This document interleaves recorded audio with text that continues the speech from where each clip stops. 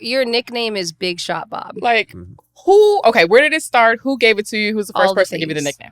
If you ask Shaq, Shaq thinks he gives everybody a nickname. I'm like, no, dude, you didn't give me this nickname. I got this nickname in 1995, and it was as a joke. Okay. Craig Kilborn came on ESPN and said, Big Shot Bob, because we were playing the Spurs in 95, and I hit a game winner. Mm-hmm.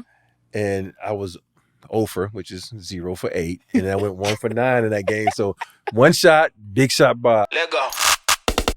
Hey, okay, I know I'm here to say. Counting on my wins, so I can't play it safe. Try to go against us, get you out the way. Go hard, it's the only way to play. Let me say, I'm a trendsetter. I'm a go-getter. I'm a trendsetter. I'm a go-getter. I'm a trendsetter. Who can do it better? I'm a go-getter. I'm a trendsetter. Hey, look. Hey everyone, welcome back to Sportsing. I'm Gloria Govan. I'm Erica Linoki. And today you want to make sure you tune into our special guest, 7-time NBA champion, 7-time Woo-hoo. NBA champion, Big Shot Rob, but most of you know him as Robert Horry. Yeah. Woo-hoo. He'll be on here. He'll talk about a little bit about his son, Christian, and how his journey at UCLA is going. He'll discuss how he was a multi-talented baseball player turned basketball player. Yeah. Who knew? And he'll give us a little insight on his NBA journey as well. Yeah. So, He gives us picks and, what the teams he's liking, what players he's liking in today's game, what he doesn't like about today's game, and so much more. So make sure you guys tune in, have fun with us. It's another episode of Sportsy. Yes, Hey, we're girl. so excited to be here. Thank with you so much. the legendary Oh, man. Wow. Mr. Robert Horry. Mr. Robert Horry. Yes. Let's start in. Your nickname is Big Shot Bob. Like, where did it start? Who gave it to you? Who's the first All the person to give you the things. nickname? If you ask Shaq, Shaq thinks he gives everybody a nickname. Yes. I'm like, no, dude, you didn't give me this nickname. I got this nickname in 1995, and it was as a joke. Okay. Craig Kilborn came on ESPN and said, Big Shot Bob, because we were playing the Spurs in 95, and I hit a game winner. Mm-hmm. And I was 0 for, which is 0 for 8. And then I went 1 for 9 in that game. So one shot, Big Shot Bob. And ever since then, that's It when I've stuck. been known as Big Shot Bob. Really? Okay. Dang, Mhm. that's interesting. I tried to ask D. I was like, do you know why? And he was like, I just know I call him Big Shot. Big Shot Rob, or Big Rob. He was like, I was like, oh, okay, so I'll have to let him know. Yeah, speaking of D, it's so funny. When we first got to the Lakers, we had that Wimp Sanderson thing common. And we would just call each other Dirty South because it's hard to find players from the Dirty South that's in the NBA. It's either California, New York, or, some Atlanta now. So, find someone from the South is like a rarity. We were just in Memphis, and we were listening. One of the street names was called 8 Ball Boulevard. 8 Ball MJG. Yeah, and he literally was like, I bet you there's an MJG Boulevard Right, Avenue around here somewhere somewhere. around here. Legit. And Because you're from where exactly in the I'm South? from Alabama, a place called Andalusia. Mhm. Andalusia, Alabama. That's adorable. If you're from Spain, it's called Andalusia. Oh. There's actually a horse named Andalusia, and they're Andalusia. supposed to be one of the most majestic and strongest horses out Okay. there. So yeah, and only reason I know that there was a Andalusia in Spain is because it was this show back in the day, and they was like, and I saw it, and I was like, Wait a Wait a second. minute. Andalusia, Alabama. And then I had what's the Jennifer Gardner show? What she used to do with Alias. Oh, It was yep. Alias. Oh, yeah. And I saw it there, and that's when I researched, and I'm like, oh shit, okay, it's a thing. Yeah, that's a thing. That's beautiful, though, Cool. Andalusia. So Very when you pretty. were growing up in this small town, I'm assuming it's small. Very small. Very small, Very right? small. Exactly. That's cute. How did you get there? Like, at what point were you like, dang, I could really do this. I could pursue this. I can get to this level. My mom was a teacher. Well, she retired when I got in the NBA, of course. And my dad was in the military, 18 years Army vet. And for me, my dad said straight up, you're not joining the Army. You're not joining the military. So I wanted to Oh. be a teacher. And, I knew I had a talent at baseball. Imagine him as a teacher. Yeah. That's adorable. I had a talent at baseball. And, Oh. my whole town thought I was going to be this phenomenal baseball player because I Really? could pitch, I could catch. I had like a 90-mile-per-hour fastball. Okay. And Okay. I was really good. And so all of a sudden, I started growing really, really fast.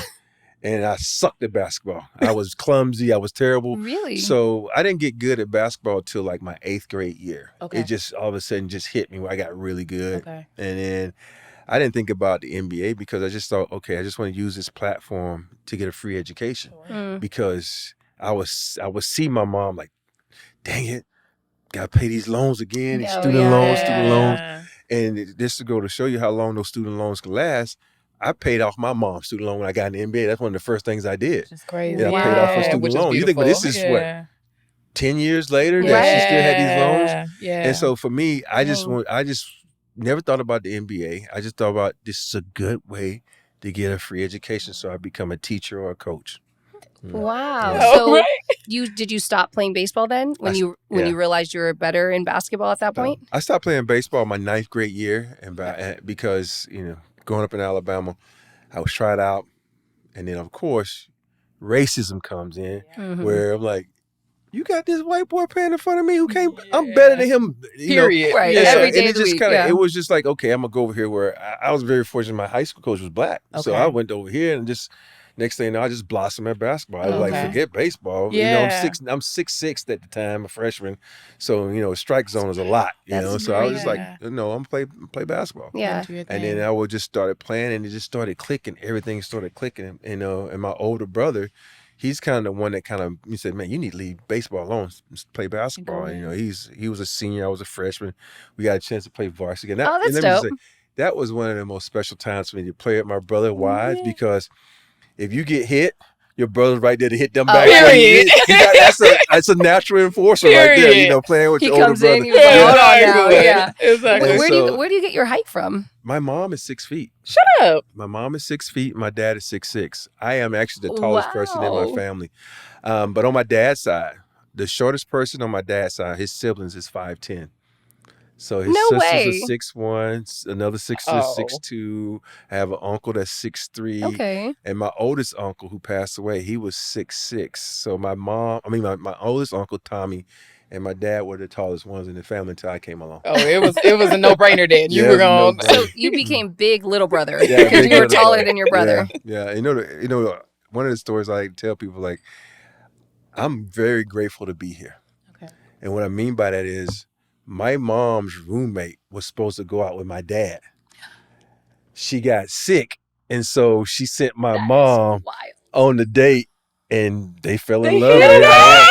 Because- the universe is crazy. Yeah, her they still friends, So she was always telling my mom, Robert's supposed to be my son. Right. You're But it's welcome. Yeah, Right. but it's just weird how those things, Yeah. are supposed to be. It And was meant to that's one of be. the stories I always like to tell. Like, I wasn't supposed to be here, Yeah. but it wasn't for her getting sick. Hello. Right. Exactly. Yes, Like, thank yes. you, Thank Auntie. you. I was about to say, hey, Auntie. Right, Right. exactly. That's awesome. Yeah, I Yeah. love that. So then once you got to college and you're like, all right, cool. I'm realizing my dream of like making sure my college is paid for, education. You want to do the teacher thing, but Yeah. you obviously are playing. Yeah. I know exactly when it hit me. Okay. Really? When the NBA bug hit me. And we had just lost to Loyola Marymount. Okay. That's the year Hank Gathers died, and Bo Kim used to shoot the first free throw. Yep. I unfortunately I missed a shot at the buzzer. But before that, I had hit like 9 threes against Colorado State. And then the next game we played Arizona, who was number 2 in the country. And they were like guarding me. And I'm like, y'all dumb. You got David Benoit killing you, Keith Askins killing you.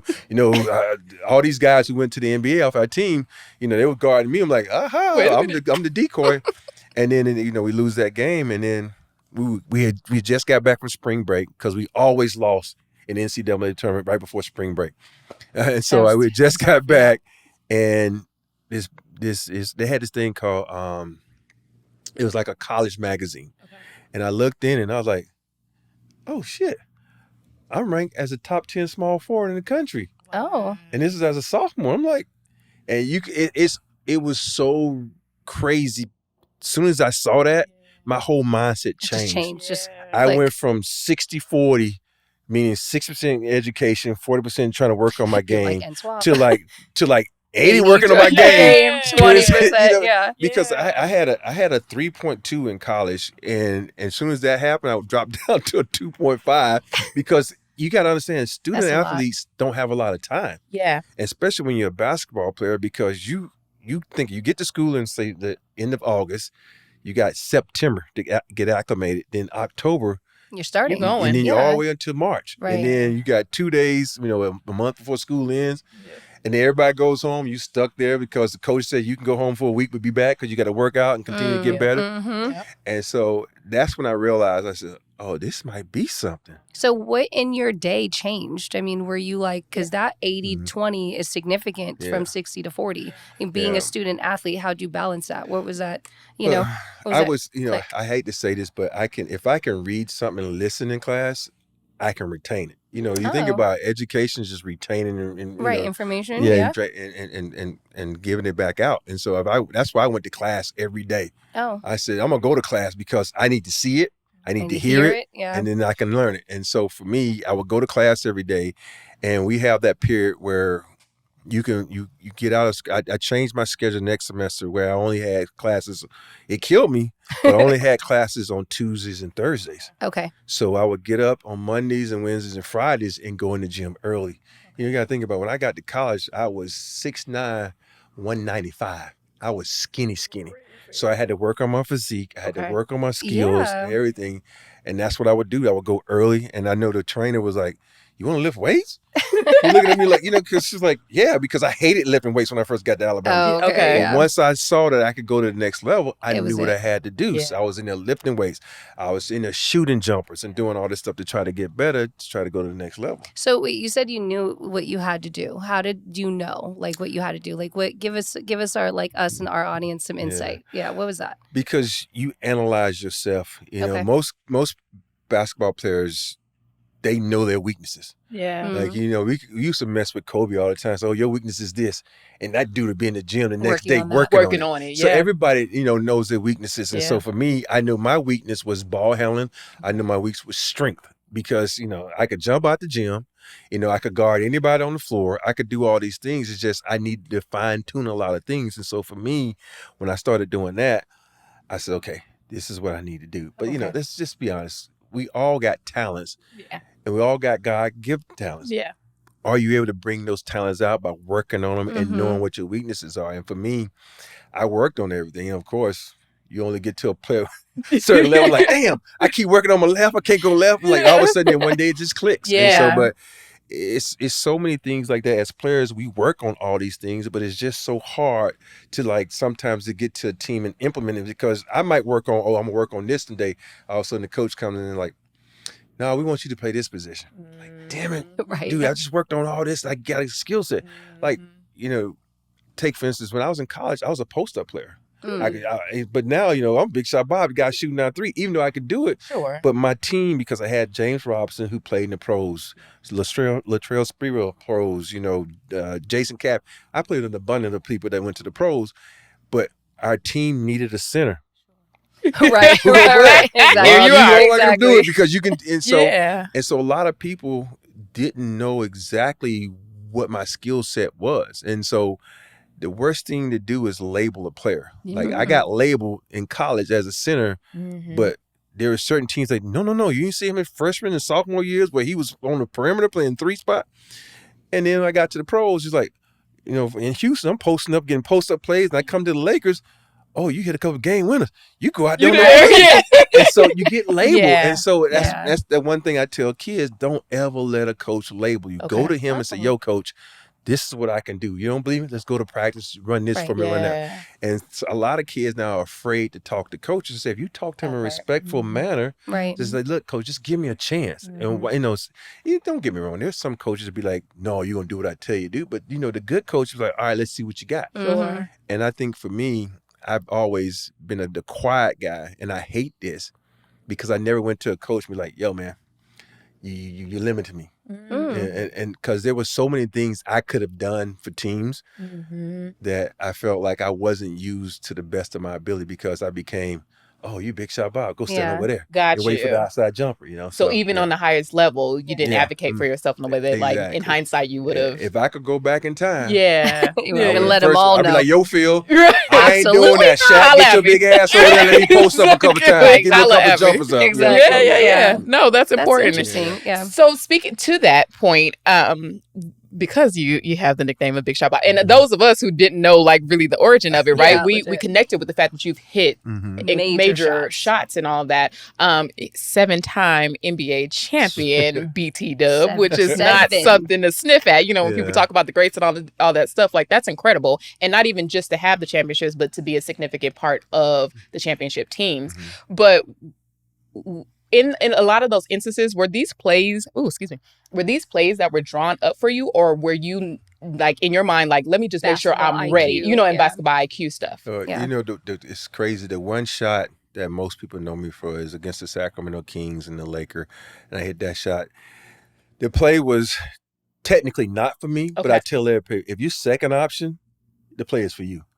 Because most good defensive teams in They're the gonna go with playoffs the don't first. they don't let Yeah. option one happen. Yep. And you know, the great thing about it, if you go back and look at most of my big shots, they came from a pass from Kobe. When I was in the Yeah. Laker uniform. Yeah. You think the one in Portland, drive kick, drive kick to me in Indiana. It's so many of those shots. You know, we even laughed about it at one of his presses where he drove and kicked to me in San Antonio. I call it the $6 million shot because I missed the shot and it cost me $6 million shoot. because the Lakers let me go the next year. They Yeah. thought the lure was done.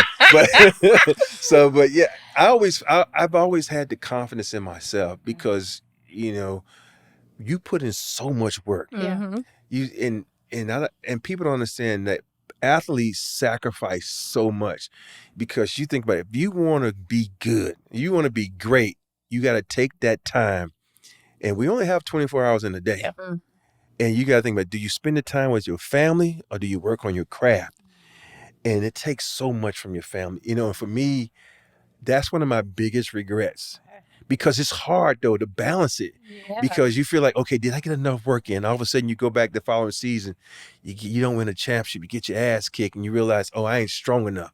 So you go back in the lab, you do it, and you realize, okay, I'll spend time with my kids tomorrow.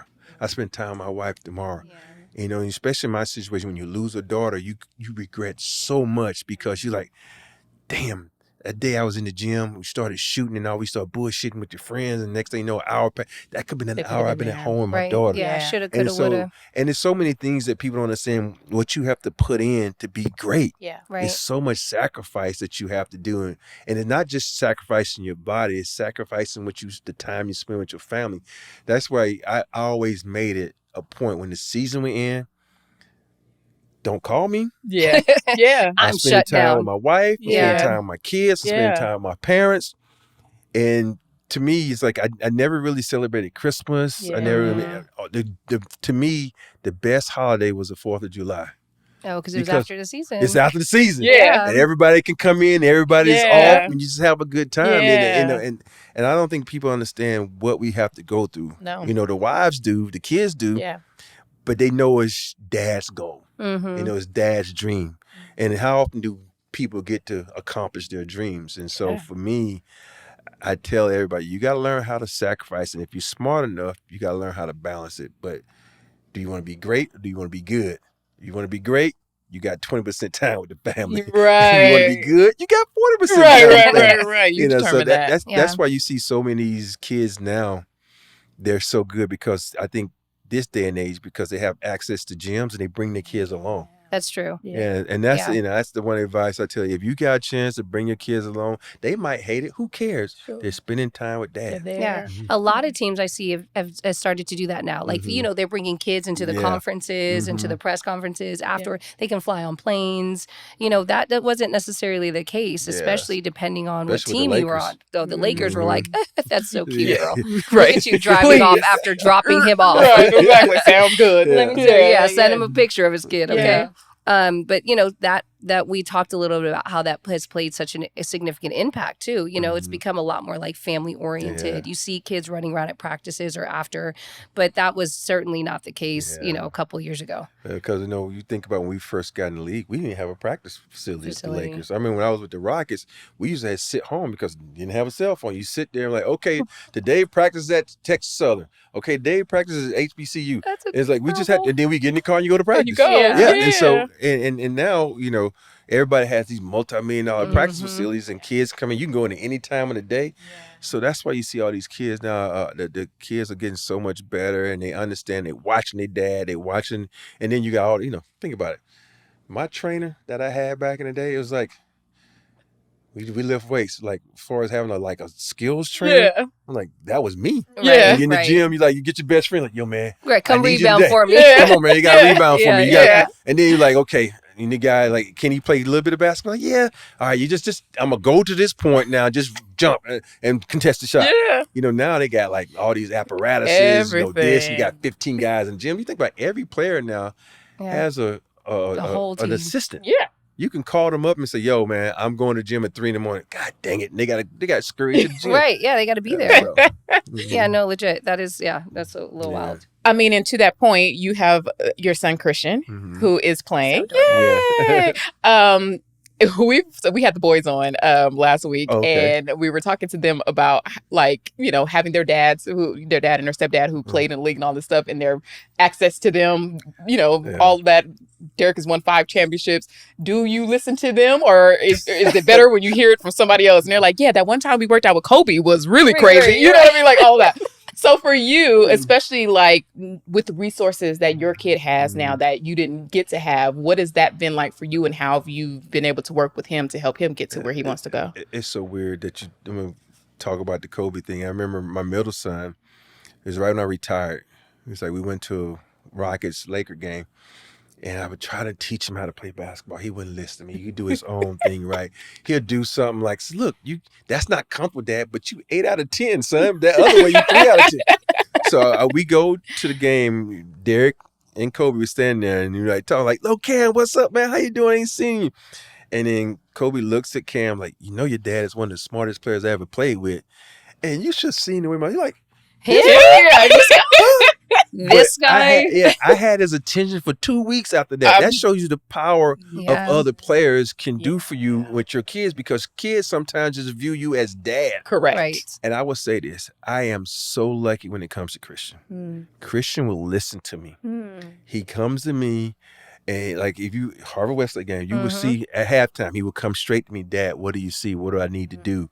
You know, and I'll be like, yo, man, this is what you need to do. You got to be more aggressive. The guy, he's going left to pull up. You know, those things. And I would and so funny because I used to take my phone and like make notes in my notes. And then so I won't forget anything because sometimes you get caught up in the game. And you start screaming and yelling, oh shit, I got to, And so, and we even had a couple of kids like Brady that used to play for him. I was in the bathroom one time. He yelling at his dad, "Where's Robert? I need Robert now." And we were playing Sierra Canyon. Matter of fact, he was like, "Whatever." I said, "Well, he's holding you. This is what you do. Do the Reggie Miller.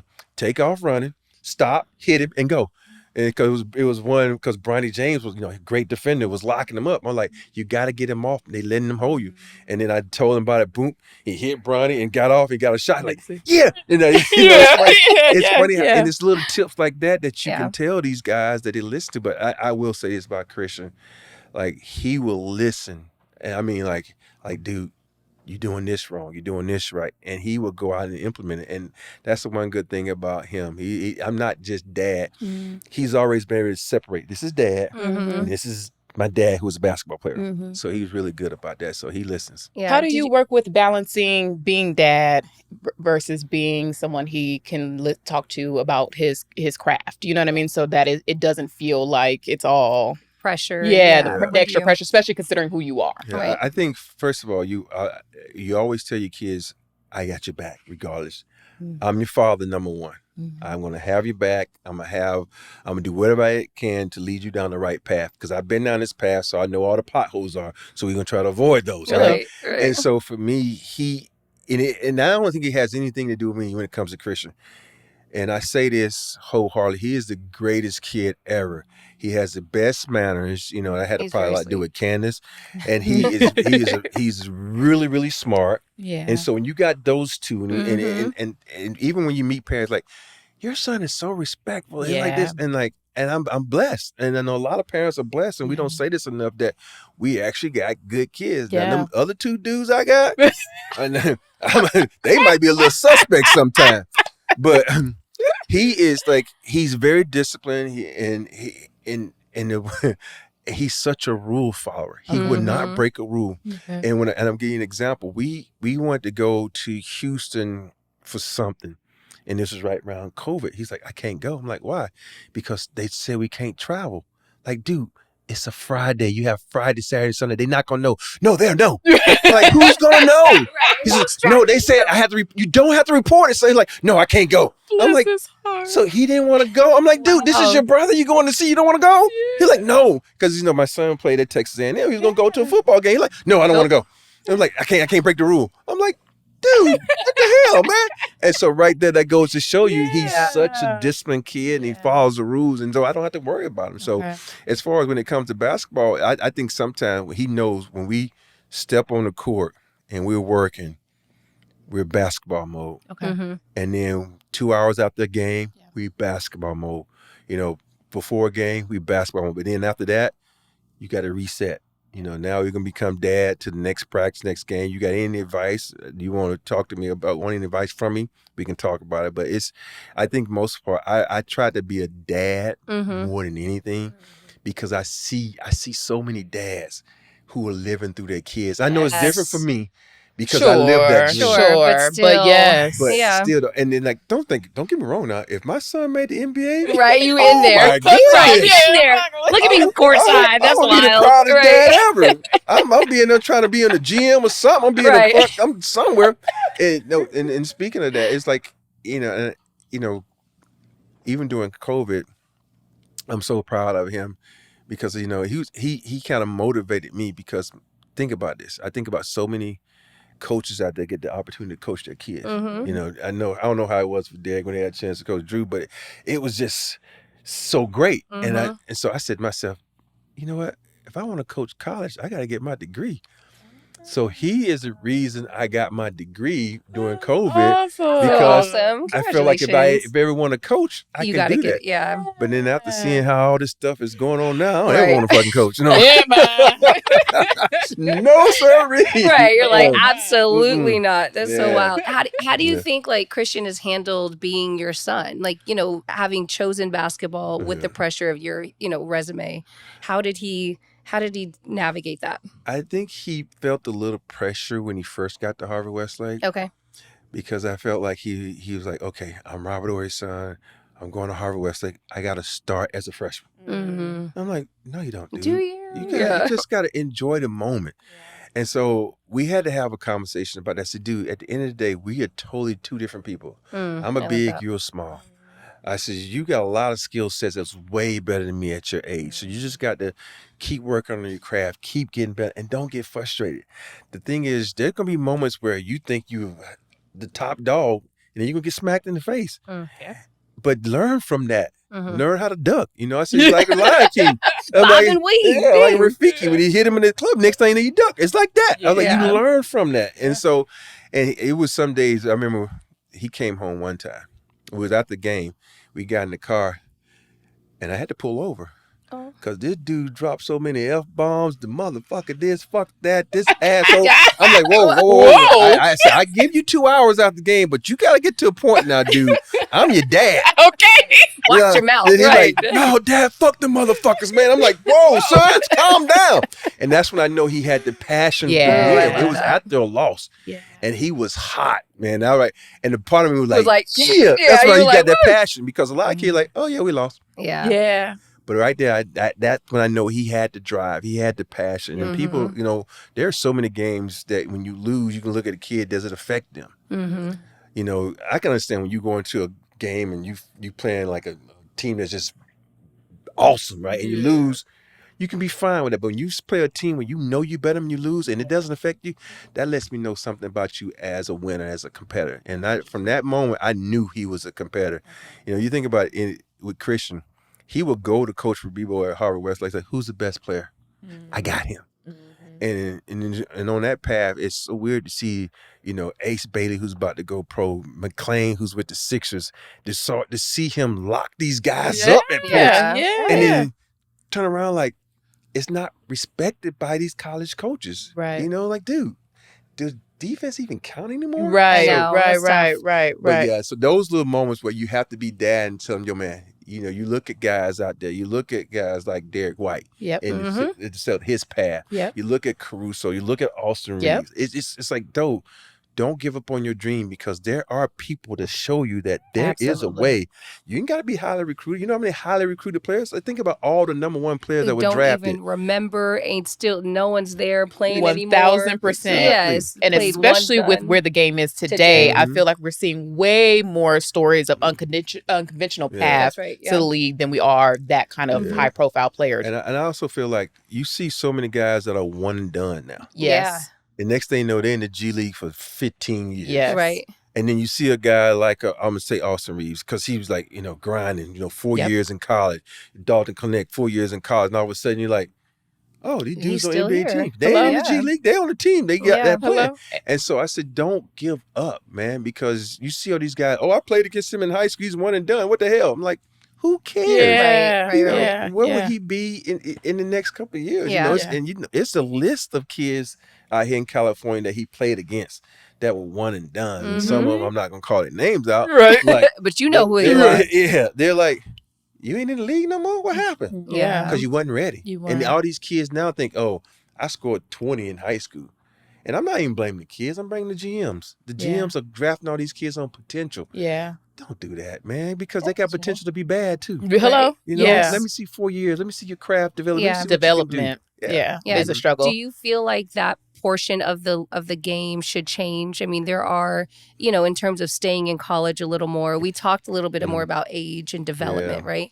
Christian went straight from high school into UCLA. You talked a little bit about, you know, if you could do it again, you may ask him to do at least another development year. Yeah, you know, because now you got to think about the way the game is set up. It's only for portal kids. And, you know, I'm going to call him out, because even with Mark Madsen, you know, Christian got into every school.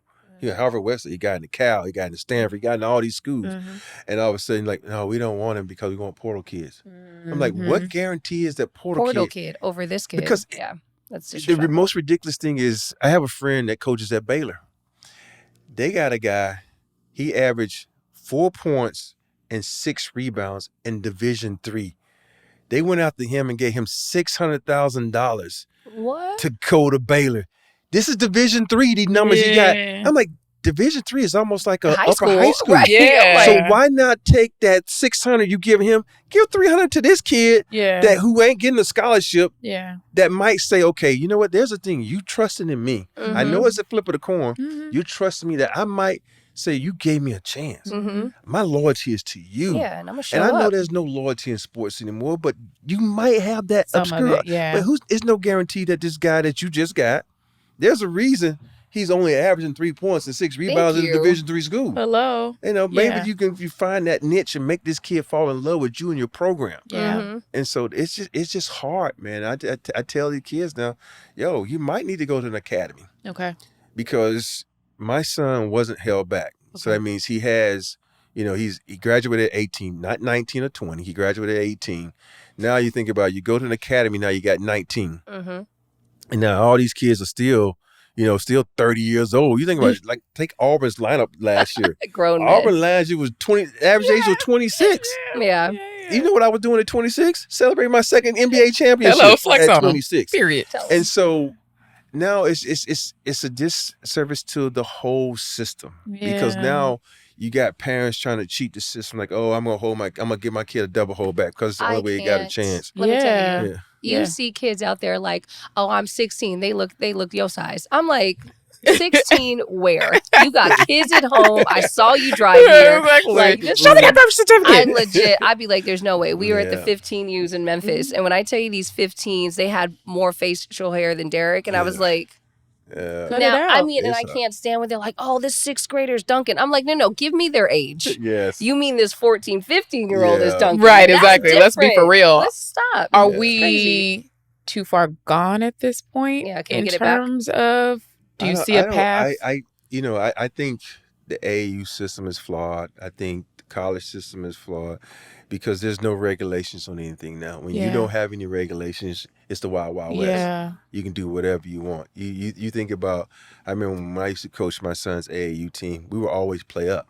Mm-hmm. And when we played up, we were technically playing to us because teams would lie about birth certificate. I'm like, dude, these are Grown 11-year-old kids. Now, you know, Yes. I remember we playing one team. I'm looking at the dude. I'm like, there's no way you're 12 years old with a No way. beard. Thank you. And then they beat the brakes off of us, and like we down like 40, right? But my Yeah. kids are battling. Yeah. They get playing. I You're said, like- I always tell them these are older kids. Yeah. You're gonna get our asses kicked, Yeah. but this is gonna benefit gonna you help down you. the line. Yep. So I go to the coach one time. I said, man, do me a favor, man. Just take the press off.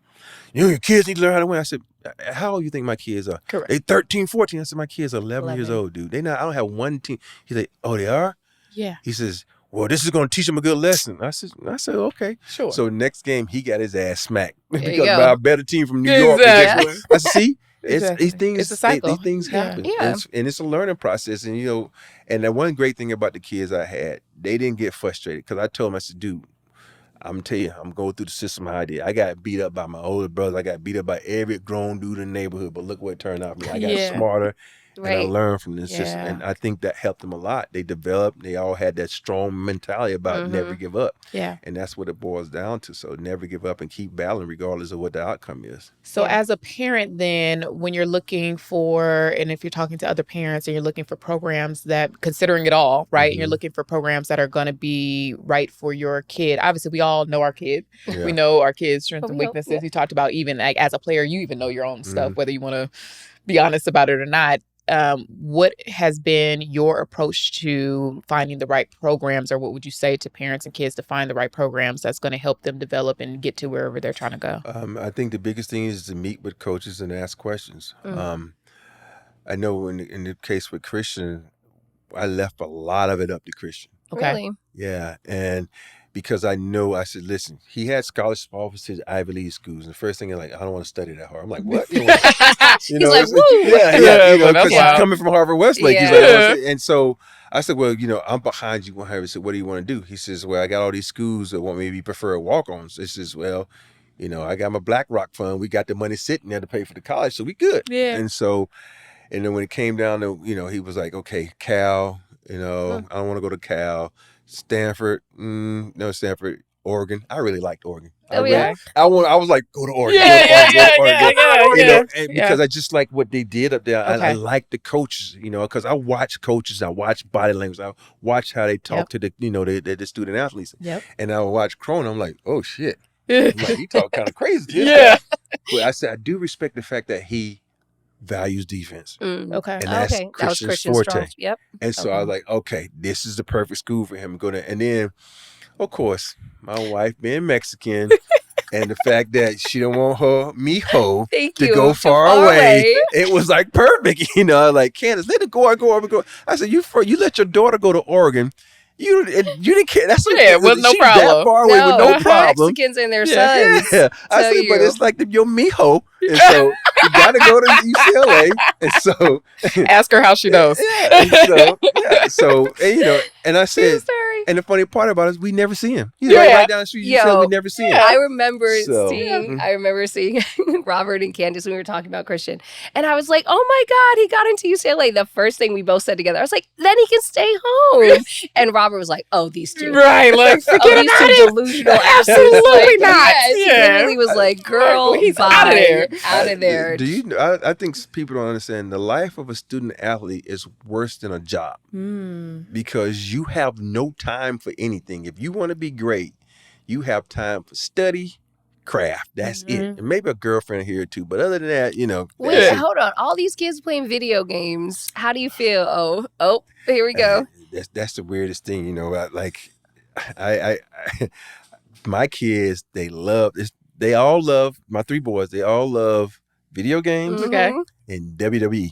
Yes. They always ask me to go to WrestleMania. They always they got to come up into it, don't they? Yes, are you going? Yeah. Yes. I got to get tickets for that. Yes. I'm like, come on, man. I love the WWE. That's the one thing they love. And the kids nowadays, like, Christian, you got a girlfriend?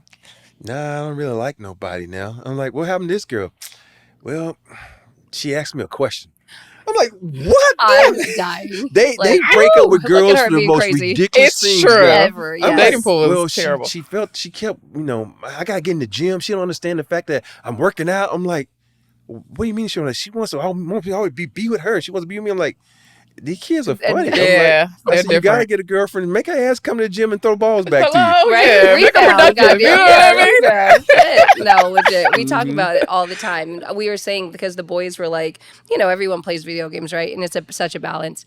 And as a parent, it boils my blood, because I'm like, all that time that you're playing, you could be, working on your shit, like working on your craft, right? Mm-hmm. And of course, they're playing with their cousins, and I feel bad, but I'm always like, your cousins aren't headed where you are. Yeah. Your cousins are just, they're just going to college, like they're doing their thing, but they're not looking to really hoop. Yeah. And so I'm like, so you need to realize that, right? Because they'll be like, well, Sky and Denham, they want me on the game, and I'm like, but it's 2:00 in the morning, bro. You got practice at 6. Like, what are we doing? Yeah. And they're like, so they kind of had given me a little look, lady, just because we're all in the game doesn't mean we don't love basketball. Right. We got this. But we have to have the balance. I mean, because to your point, as student athletes, it is very time consuming. It is really hard, I'd imagine, to kind of find still being able to be yourself, still being able to have some fun. I know the boys talked about maintaining your joy even with it, right? And so how do you not lose your passion, your fun for the game if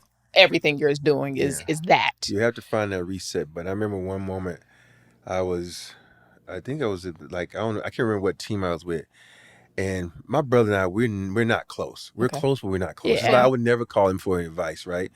And I remember I was like down. I don't know what was going on with me. And I said, I didn't want to talk to my teammates. I picked the phone, I called him.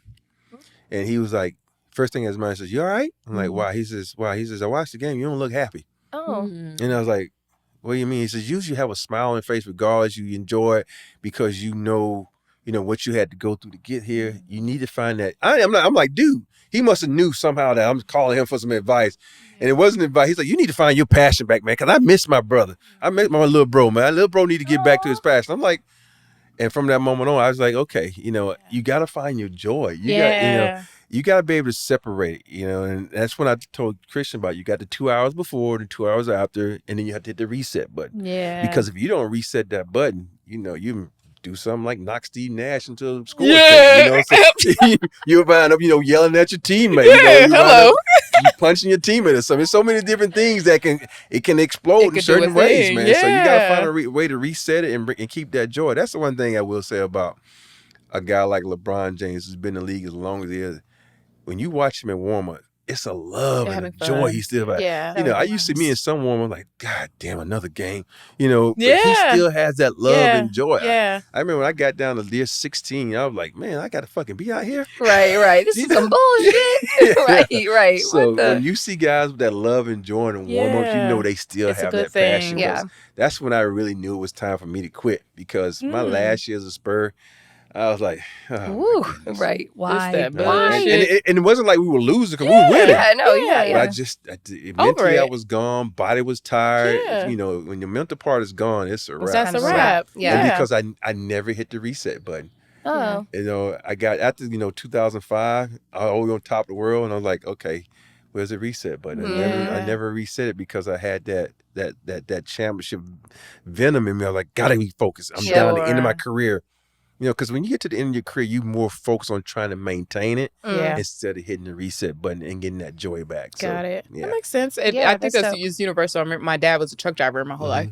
And when he decided to retire, that was what he talked about. He was like, two things. One, I'm older now, and the minute I lose my focus to where I don't feel like I'm safe on the on the road, then I can't do it. And two, if I don't enjoy it anymore, because I'm not going to be as sharp with what I'm doing. I'm not going to put as much into it and all that. So I feel like that's a really universal thing. So talking about kind of today's game a little bit and like the players and stuff like that.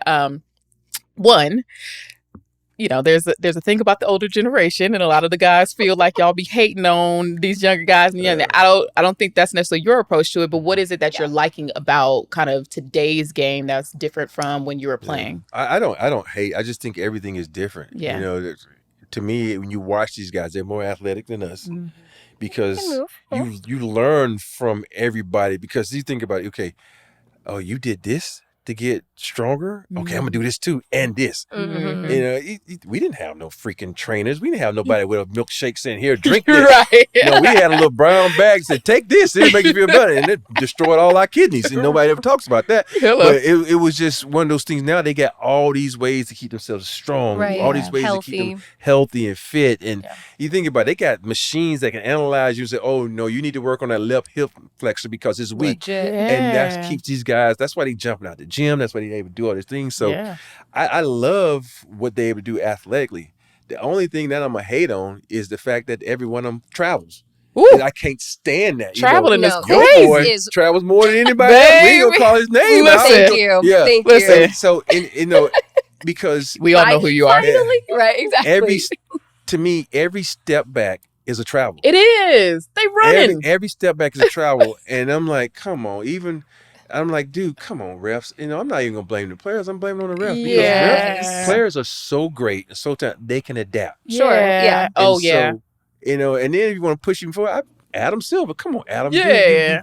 It's not the fact that the game is being destroyed. The game is being destroyed because you're not implementing the rules. Sure. Because the players can always adjust. Yeah. Because you think like 1, 2, 3. That's 3 steps. Oh, it's a gather step. Bullshit. What? Yeah. Right. It looks crazy. Lies you tell. It looks like they're damn near running with the ball at this point. No, it's the worst. Absolutely. I'm like, dude, did you not see him take 6 steps? He's Right. right there. He took 1, 2, and 1, 2 again. Yeah. And it's just, and for me, switch, pivot feet, dribble, fumble the ball. You're like, well, wait a don't second. don't get me wrong. These guys are talented as heck. Though. Yeah. They're very talented, and I think the game is in a good place. Okay. It's just I wish they were just structured more where, the step backs, because we talk about there's so many threes being shot.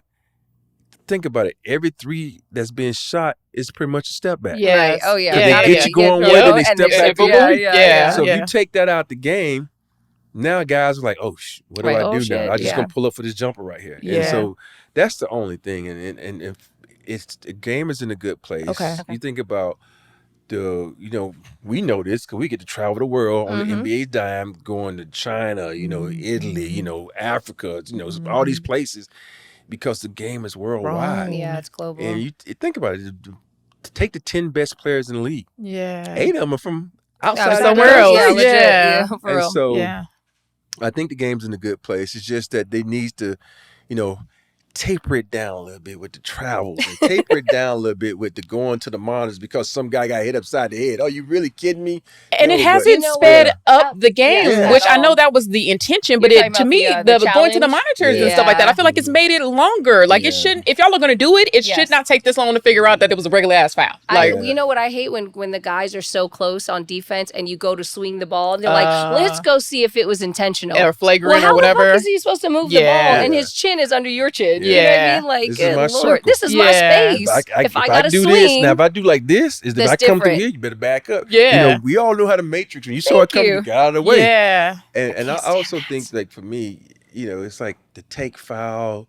Now you got to go shoot 3 free throws and all this kind of stuff. Dude, that's a part of the game. It's like, you on a fast break, I'm not going to, would you rather let you go down? Let them go. Yeah. It's just, dude. But it's, it's little things like that I would change. I want the game to be faster. Okay. And I take a charge circle out of there. There's so many things that, I would change. But I think the game is in a good place. Yeah. I think the athletes are crazy. Think about Ant-Man. Ant-Man, one of my favorite players. Absolutely. I was going to Bridges ask. is one of my favorite players. Okay. And I like guys who just play the right way. Yeah. And when I say play the right way, they're not going to go on the defensive end and rest. That part. They're like, I love that who's too. the worst player? I'm going to go over here and take the worst player. You think about, you talk about all the greats. You talk about MJ. You talk about Kobe. You talk about Dream. You talk about Shaq. Well, you playing my position? I'm guarding you. Mm-hmm. Oh, you playing my position? I'm not going to run over and high and take the guy who doesn't shoot so I can rest. Yeah. And so that to me is you think about Ant-Man. the way he wants to guard the best player. Yeah. Think about Mikal Bridges, who wants to guard, like, 94 feet. Yeah. So I appreciate those guys like that. I think it's kind of been kind of the fun development of the young stars that are emerging, like the Ants, even SGAs, different players like that, because they are getting back to, I feel like in a lot of ways, we're getting back to kind of some of that energy that we used to have with you guys and all that, where like it was more, it was competitive. You know what I mean? Like these guys don't like each other. Like this Indiana Knicks series, I'm excited for because they don't like each other. You know what I mean? And that level of animosity, that level of like, I'm gonna go at you. Hallie's gonna get out there and do his thing. You know what I mean? Brunson is Mr. Clutch, and I think that's kind of the fun of what we're watching. You know, one person I'm really interested in is Nembhard. Yes. He talked about a lot. Yes. But he's been killing it for them. Yes. Nembhard's been killing it.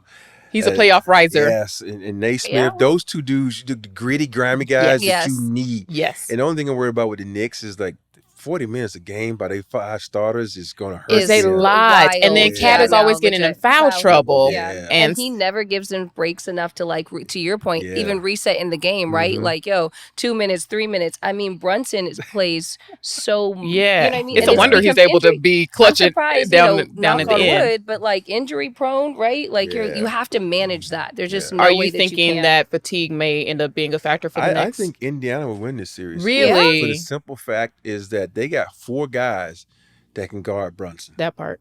You got a guy that's his same size. Brunson's a kind of a bully guy. His shoulder, Nembhard is strong. Naismith is strong. And I can't think of the other guy that with the braids. He is strong. And you got Benedict, who's that enforcer. That you want to do it? We doing it. Yeah, we doing it. You got, I don't know if this layoff is going to hurt them, but they have been playing like team basketball. That's what I love about their team. Everybody is like a threat. And so that's, you think about the Knicks, you got Cat and you got Brunson as a threat. Okay, maybe you get Josh one night. Sure, maybe they show up. You never know. So you never know. And with Brunson, he's a clutch player, but he is, to me, he learned this from Luka. He doesn't really get that ball up much. No. So, and when you got a good defensive team like the Pacers, it's going to be tough. It's going to be tough. That's true. Everyone knows their role to create opportunity. Everyone knows their role on that team. Everybody knows what they're out there to do, and they're executing. Miles Turner is out. He's locked in. I think from a matchup perspective, it'll be interesting because I don't know. Who's going to guard Siakam for the Knicks? And then you got Pascal. Right. Siakam. That one's going to be a fun one. Probably OG, but OG, then who's going to guard, Halliburton? It's like they're a matchup problem. Guys that you have to guard. Because the dudes can score. Yeah, because they're not like New York. We're like, okay. Because I remember watching New York, and I'm a huge Mikal Bridges fan. Love him, right? He killing. He like 6'8" in a game. And Brunson come back in the game, he don't touch the ball again. Yeah. Until he had to give it up. You go to he makes a buck. I'm like, that's tough. That bothers the hell out of me when players don't realize the hot guy is who you rock with. Hand. And so many players like, but I'm the star. Correct. Who gives a shit? He's the hot guy. Exactly. He's right. killing his matchup. Do you want matchup. to play again? And Indiana's like that. You the hot guy tonight? All you tonight. All you tonight. We rolling. Mm-hmm. Yeah. What about on the flip side in terms of OKC and I think when you look at OKC, it all depends on if SGA gets to the free throw line. But he's always gets to the free throw line. Not in the playoffs. That's why they have. That's why they've been struggling. That he's been going to the free no, that's throw why line. they haven't been killing people in the way that people thought they were going to. People thought they were going to destroy Denver. Yeah, but I thought so too. He's not getting. He's getting there, but he's not getting the same low. Girl, during the regular season versus now? Regular season was out of control. What refs he gets. Yeah. Because it's a certain couple refs out there that give him phantom fouls. Yeah. And it's like, he's just dribbling fouls. Yeah. I would like to point out I said that a couple weeks ago. But I think, you watch the way Minnesota playing. It's not about Ant-Man. It's not about Nasri. It's not about Gobert. It's about Julius Randle. Yeah. Julius Randle right now is playing on a level like I had never seen before. And he's young. He's hitting threes. Yeah. He's bully ball. Like you look at Oklahoma City. He's like, who can guard Julius Randle? Yeah.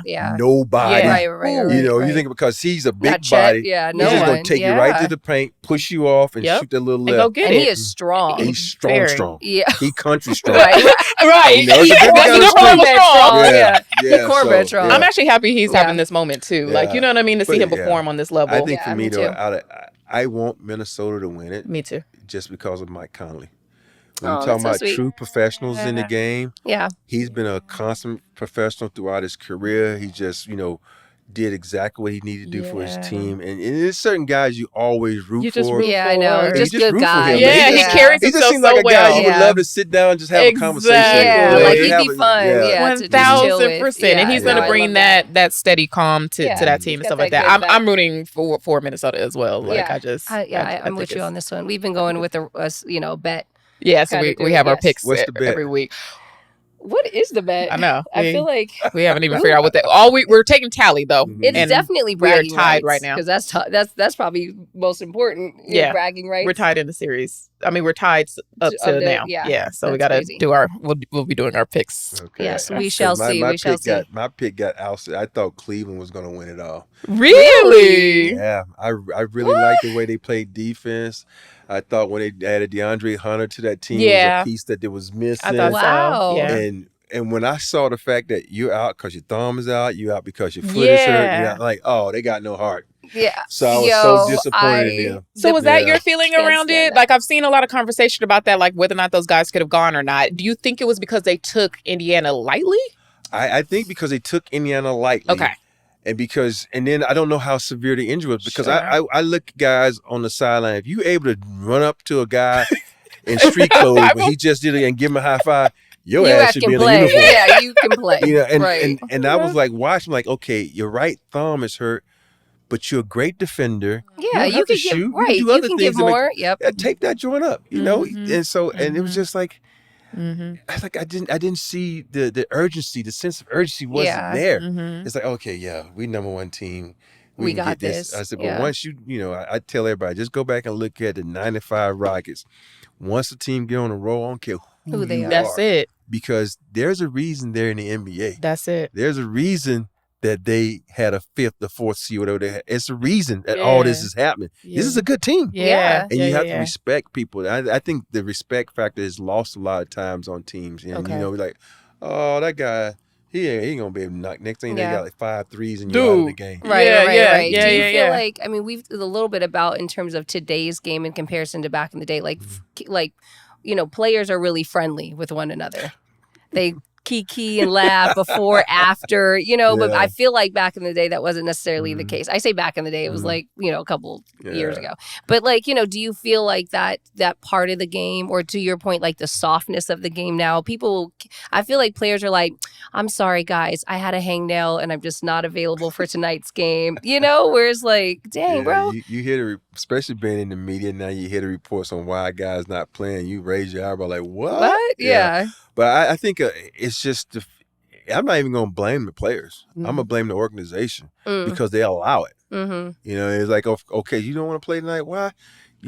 Like, get your ass out of it. And it's up to your teammates. Like, come on. I remember one point where I think AD was going to sit out, and his teammates was like, you going to do what? Right. That's Excuse not an me? injury you sit out on. He was Yeah. like, well, we did this in New Orleans. No, No. you ain't. That's why you Right. ain't won no championships in New Orleans. Right. Yeah. And so he got down and played. He understood the importance of each Certain and every things, game. yeah. And for me, I don't blame the players, because the players are only going to do What they're what allowed they're to allowed do. to do. It's Yeah. the culture. I talked about this once before when I got traded to Phoenix, and I saw the culture was there. Oh, I'm not practicing because I got a cold.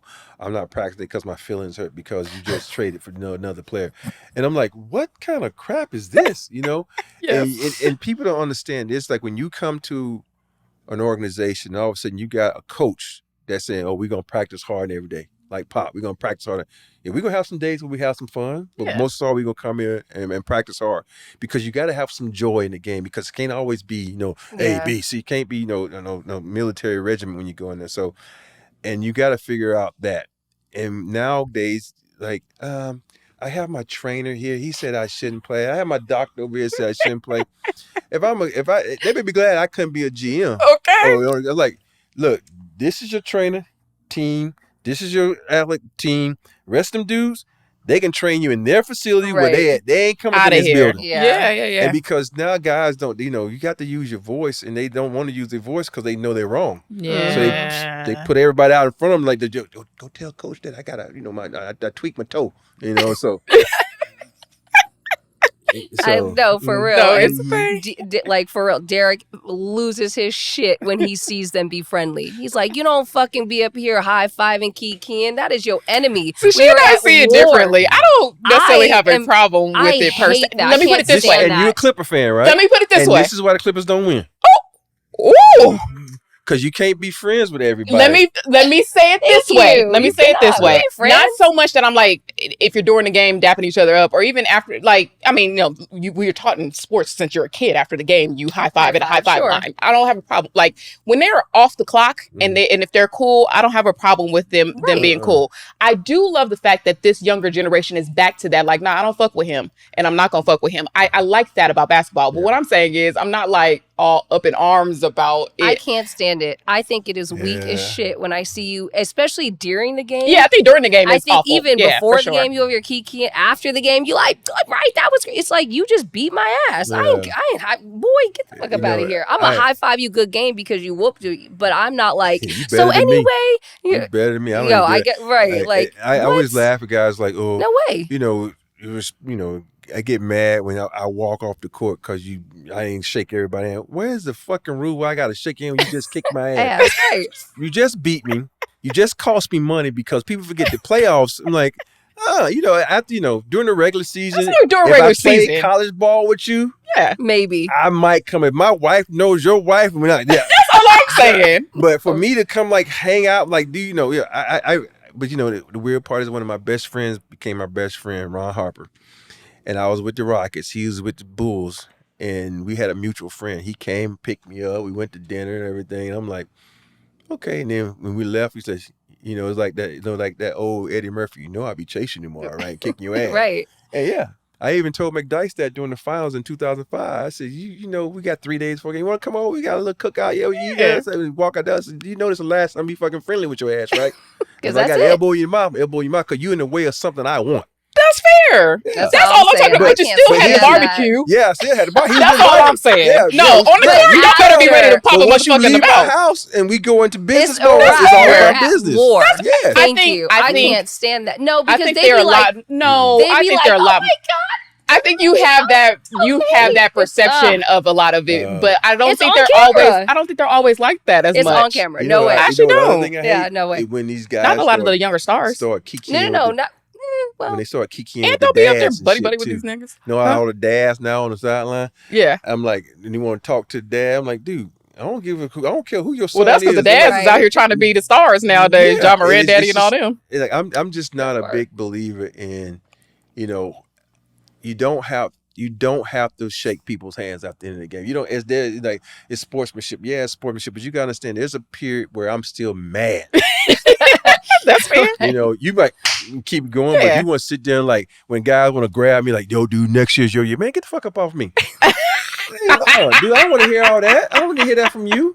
Because to me, that's like sticking yes, it in and turning it. yes. Like, that's all you can get from me. Right. Fair I'll holla. Yeah. Oh, that's funny. Fair Is there enough. anybody in today's game you feel like reminds you of you? I got Mikal Bridges. Yeah. Okay, just that's for your some guy. Mikal- Yeah, Yeah. Mikal Bridges. And I think with him and a couple of the Amin Thompson, Oh, yeah. because Yeah. these guys are the 6'9" athletic guys that play both ends of the floor. And I just like those type of guys. Yeah. Yeah. When you watch them play, they play hard. Especially, Mikal Bridges wears 25, and that's what I wore when I first got in the league. There you go. And so it's just weird, the skill set. Yeah, I even had a friend that text me a couple of days and says, "Is Mikal Bridges your son?" I'm like, dude. He said, "Dude, he played just like you. He reminded me of you. His little skinny little ass running around, hitting jumpers, playing defense, has a smile on his face." I'm like, yeah. So it's just, I think Amin Thompson, him, and then it's so many guys that when you watch, you just admire their skill set. Mm-hmm. Yeah. Because you see, it goes back to what we talking about. None of these guys play video games now. They Yeah. all in the dang lab till 3 or 4 in the morning. Yeah. They Yeah. eating, they sleeping, they Yeah. drinking basketball. Yeah, And so, yeah. And I just really appreciate, a lot of, the dedication Yeah. because it's hard. I Yeah. remember when I took my middle son to Alabama football camp and Coach Saban brought me into the office. He looked and says, "How much time do you play video games?" he says, my son like, wow. He says, I play about maybe 2 hours a day. He says, you know what you could be doing those 2 hours, right? You could be doing push-ups, you could be doing sit-ups, you could be running routes, you can do this. Instead of playing it, if you want it, you got to give up something. And so I think for me, that's the telling tale when these guys, they now, so many guys, they give up so much. They sacrifice so much because they want to be great. Yeah, they're working. Yeah, I love that. Okay, so we'll do a couple of little fun ones before we wrap it up. So, okay. I thought this whole thing was fun. It was. This has been amazing, actually. You know, even though you took your little shot at being my little team, and it's like, my Clippers going to get a championship one day. Hey, you don't know who. And I'm back here still saying it. I love Ty Lue. I want him to win a championship. And he will. And will. And we getting the championship one day. I don't care what y'all say. Y'all can kiss my ass. Okay. So just want to put that out there. Okay. Yeah. Anyways, if you could, any era, your starting 5 dream team, who you picking? My first pick is I'm taking the 2000 Shaq. Okay. Right. That's our specific. 1990 2000 Shaq. Yeah. Specifically. Yeah, that's my power forward. And then, my center. Then I'll go with Dream as my power forward. Okay. Because, Dream was my mentor. And my 3-man, I'm not going to put myself in there. I'm going to come off the bench. My 3-man is going to be Scottie Pippen. Oh, okay. And then I got MJ and Kobe. Okay. Interesting. Because I know a lot of people are, where's LeBron? Where's Tim Duncan? Yeah. I don't think Scottie gets the love that he should get. 1000%. Because, you think about top 50. You think about he was a point forward. He kind of revolutionized the game for so many people. Yeah. He could guard anybody. Yeah. Even though his 3-ball wasn't that good, but he could shoot it. And and if you look at his numbers right alongside MJ numbers, they're not they too far pretty much off. the damn same. Yep. But they don't talk about it. Yeah. And I know, and don't get me wrong, I grew up a big Magic Johnson fan. But this is my starting line. There you go. All right. There you go. You put who you want in there. So I got Shaq, Dream, Scottie, MJ, and Kobe. That's my starting lineup. That's no disrespect to anybody because you think about it. I played with Shaq, I played with Kobe, I played with Dream, and I grew up, watching Black Mamba and watching, Black Jesus and me being a Pip fan. It was like that's my starting lineup. That's my guy. Yeah. Who's handling the ball, MJ or Kobe?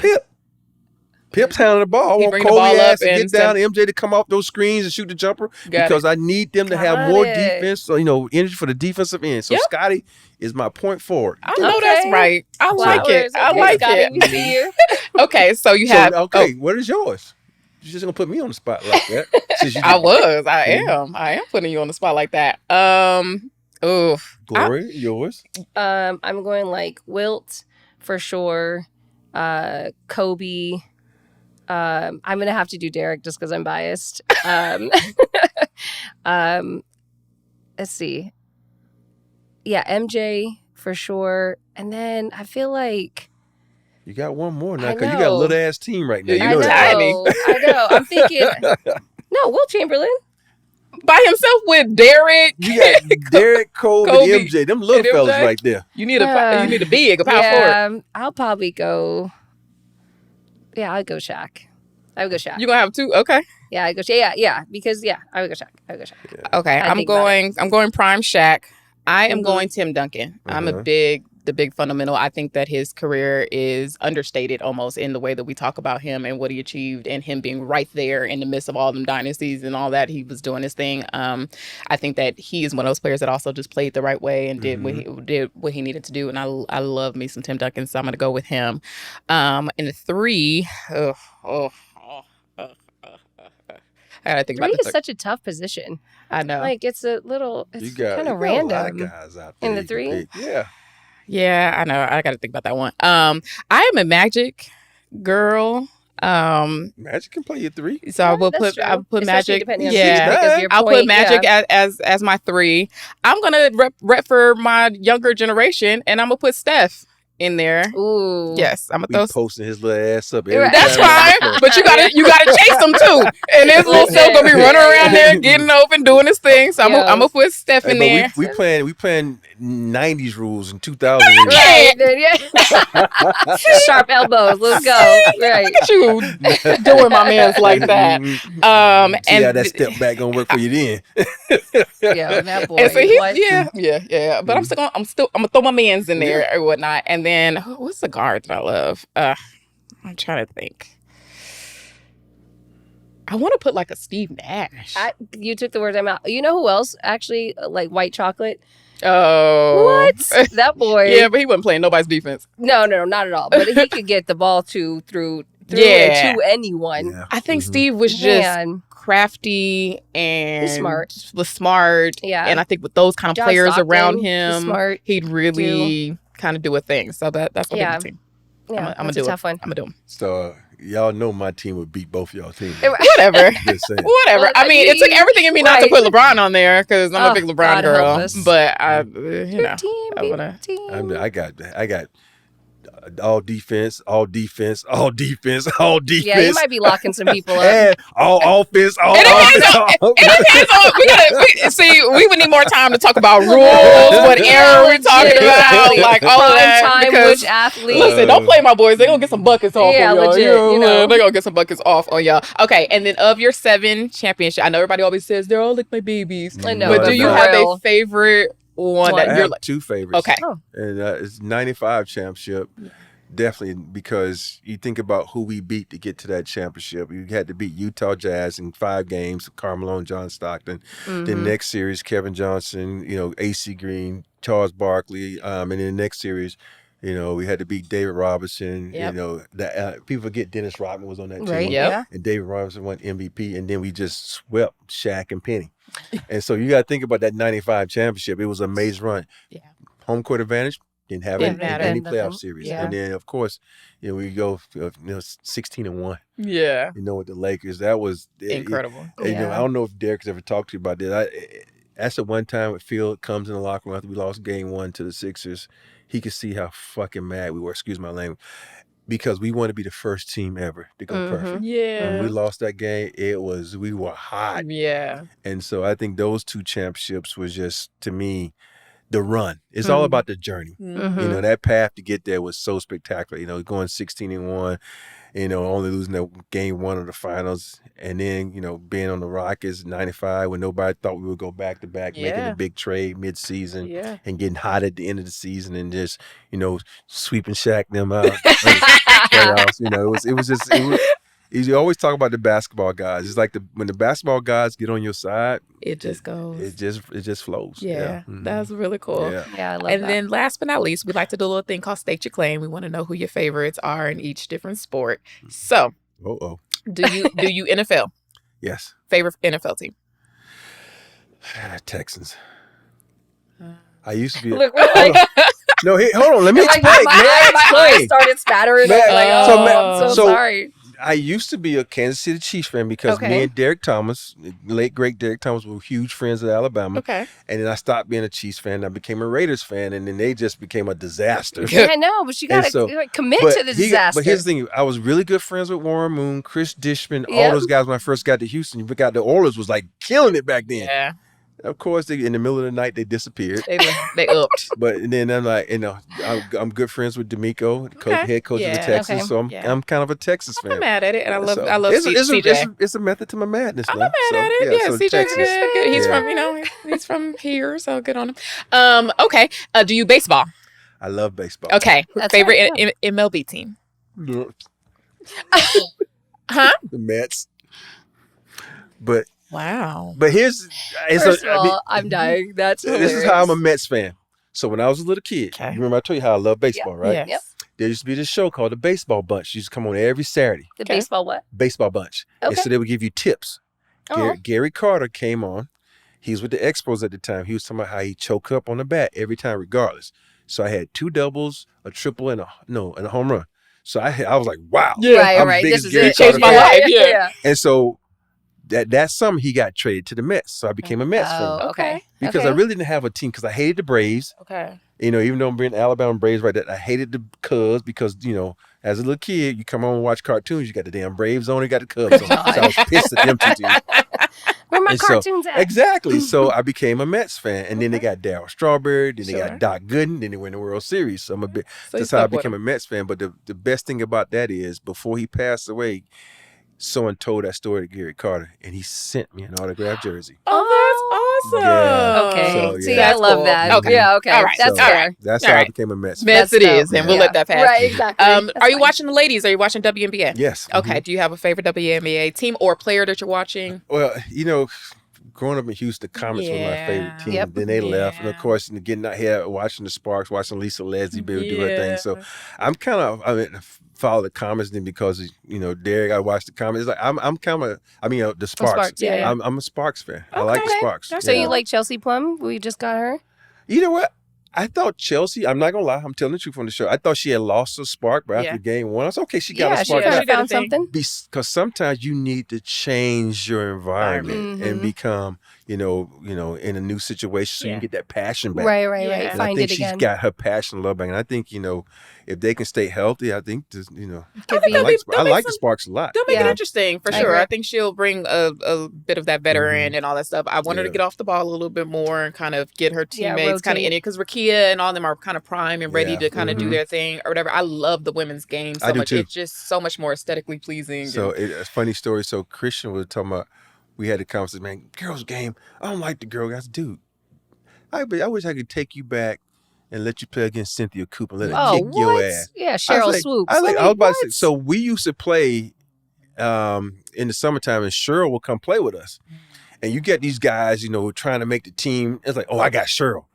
Cheryl would cross him up, hit with that little step back. And then they would start getting mad and try to body her, right? She said, that shit don't fuck with Period. And she would still be like, period. I don't think she gets enough credit doesn't. on how No, good she Cheryl. doesn't. Oh my goodness, Cheryl was so good. She was good. What?